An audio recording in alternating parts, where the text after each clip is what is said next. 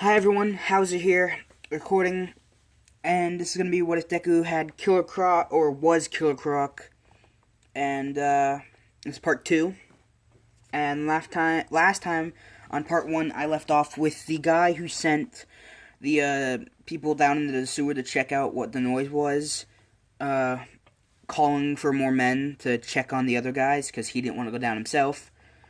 Now, by the time those guys get there, Izuku's already gone off and throughout the tunnel, and if they go down and they search, but they find nothing except for bodies, and they're really concerned about that. So they bring in like a whole detainment unit, and it's like 8 guys. Say there's 10 guys, and they're walking through the sewers in a squad. 5-guy team, 2 teams. They walk off in separate directions. One goes left, one goes right, and Izuku is on the right path, and the men on the right path are walking, and they have tranquilizer darts because they don't want to kill whatever animal is in there, and they don't want to kill anything, really.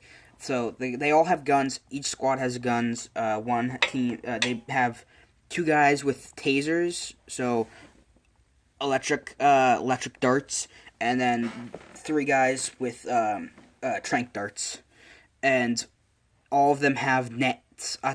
Some guns have grenade launchers attached to the bottom of them. They have like that, but with nets that shoot out. Now, the squad on the right is walking when they see this big, around 6 foot, 10-inch dude thingy crocodile thing sitting down, and all they hear is crunching, and it's like bones snapping and flesh tearing, and they're really like. The guy in the lead puts his hand up and makes a fist to tell the other guys to stop without making noise. And they all stop. And Izuku can smell them, so he doesn't move, doesn't want to panic them. And so he's sitting there. And now these guys start to surround him. And he's waiting for one of them to mess up or make a mistake. And one of them does. One of them steps on, doesn't step on a twig. He steps on a mouse tail, and the mouse squeaks, and he gets nervous and looks away from Izuku for 1 second, and Izuku takes that chance to swipe his big arm and his tail. So he uses his tail to swipe 3 of the guys under the leg, and the other one to slash across these the 2 that are left standing, and he scratches one of their across their chest, and it rips through their body armor and leaves 3 scars across his stomach. And then the other one, his head just gets whacked, and it snaps his neck, and he falls to the ground. And Izuku takes that chance to dive into the water and swim off. And the other 3, one of their commander sits up and goes, "This is blue team, and we're code red. We have 1 man down, and it is a crocodile, and it's the size of a person. It's huge. And if you come across it, hold back, wait for backup. Don't stay there by yourself." And the call goes out, and the rest of the guys know. And the 5 guys come to their location, and Izuku, he has no name right now. He's just Croc, and they just they're calling him Asset 1. And they're like, "Where's Asset 1 gone?" And they're like, I don't know.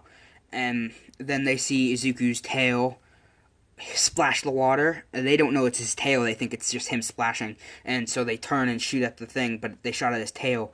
He pops up from the side where they were, and lunges at one of the guys, biting down on his arm, ripping it off, throwing him into the water. Then he spins around, taking his tail, hitting 2 of them into a wall, knocking them out. And then he grabs one of the other guys, and he grabs one of the guys by the shoulders, sticking his nails through his shoulder and killing him. And then he grabs the guy he just killed by the leg, whacking the other guard into the water. He grabs the 2 guards who are trying to run away. So, alright, we'll just say there's 2 guards left. I don't know how many, I've lost count.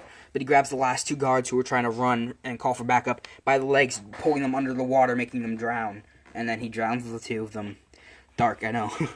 And he pops back out, and the 2 guys he knocked out, who are up against the wall, wake up, and one of them shoots his taser, or shoots the taser darts at Izuku, and it hits him in the shoulder, but due to his hide, it bounces out.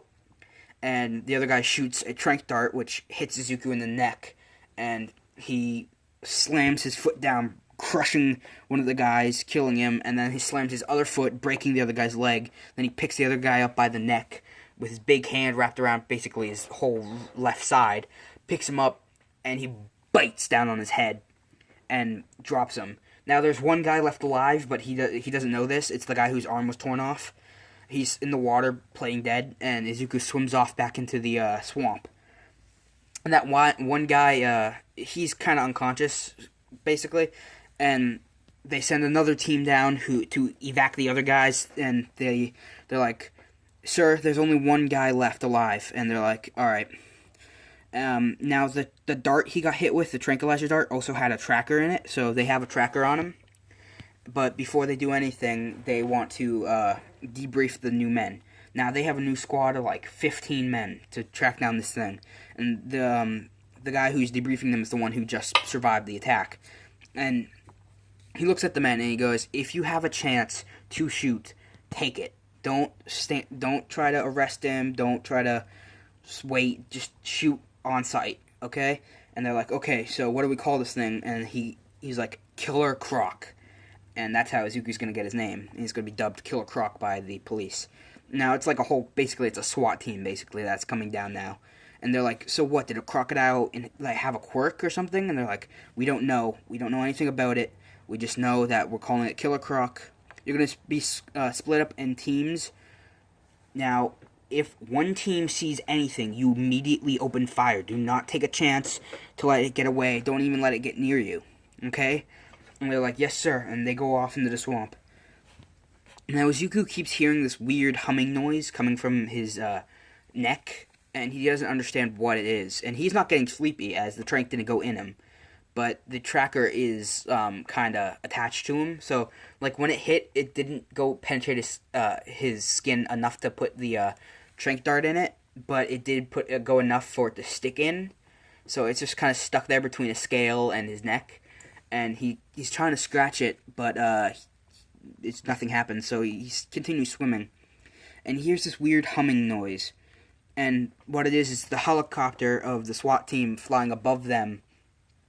There's a helicopter keeping a light on him, and he realizes this when he looks up, and he starts swimming as fast as he can, which is around Mach 2. And they're like, "Oh god, this thing's fast. Keep up, keep up." And the cars are driving beside him on the road. And the teams get out and they corner him up against a tree that's inside the water.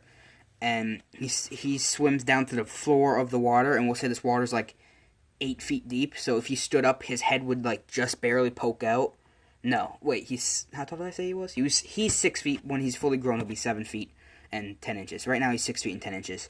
So if he stood up, he'd have like almost a foot of room to swim. And he's all the way at the bottom. He's 8 feet down, and they're like, "Okay, we can't get him. We can wait for him to come out."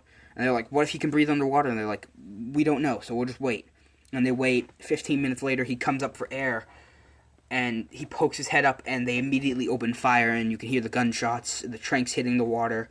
One guy shoots his net into the water, and it magnetizes around Izuku's face, which like wraps around him and stops him from opening his mouth. And they're like, "Okay, his mouth is shut. Okay, all right." And they start attacking, and Izuku he swims down the stream, and they're like, "Crap, he's going away." And one of the guys is like, I got this," from the helicopter, and he flies. The helicopter flies in, and this guy has a minigun with a bunch of tranks. They start shooting, and it hits the water, and this guy gets really low to the water. Izuku turns, goes straight up at Mach 2, jumping out of the water, breaking part of the helicopter, and grabbing this guy out of the air into the water, and crunches, breaking the guy's back, and a bunch of teeth go through the body armor, killing him, and he lets him go, and he floats off. And Izuku starts swimming and swimming. And the other guy on the other side with the minigun's like, "Okay, stay up high, I'll open fire from here." And he's like, if we can't have you shoot any higher, you'll hit the trees." He's like, "Yeah, fair point." He goes, "But we can't get too low." And he goes, "Okay, just fall back," is what the guys say. "We'll get him later." And they let him fall back, and they have a guy down, and they're starting to get worried, so they call him more backup. So now they resupplied with 6 extra dudes, and now there's a team of 20 guys after Izuku, and they dubbed them Killer Croc. And it's blue team and red team again, and there's 10 people in each squad, and they're searching the swamp. They're going through, and Izuku did have a second home in case his first one was ever discovered by a predator that was bigger than him. Because in this what if, Izuku can talk, but not that well, and he's really doesn't like people. And so his first instinct is to kill anything smaller than him to survive, and anything bigger than him he kind of runs away from. Now, he went to his second home that was just in case something bigger than him found the cave inside the thing. And it's just, it's kind of underneath this big tree in this huge, in the swamp, and it has a couple of roots that are, it's out of the ground, and he dug through the mud to get into underneath, and he's sitting there, and the whole 20 of them pull up in the helicopter who's been remanned.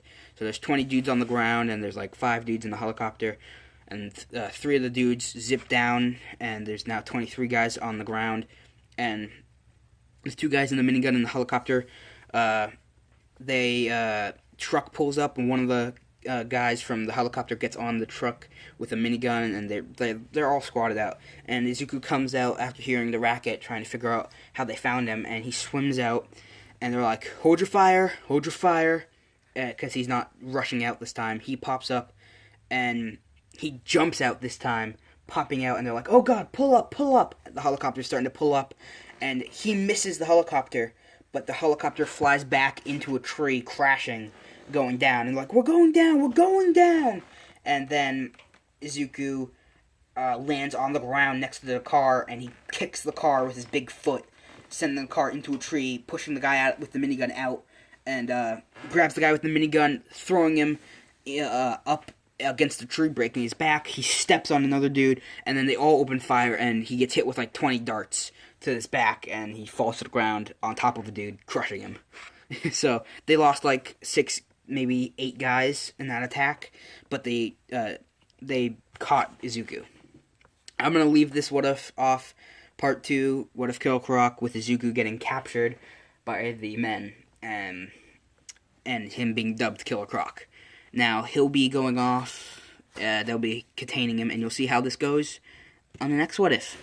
See you guys. Hauser signing out. Have a good day. Goodbye.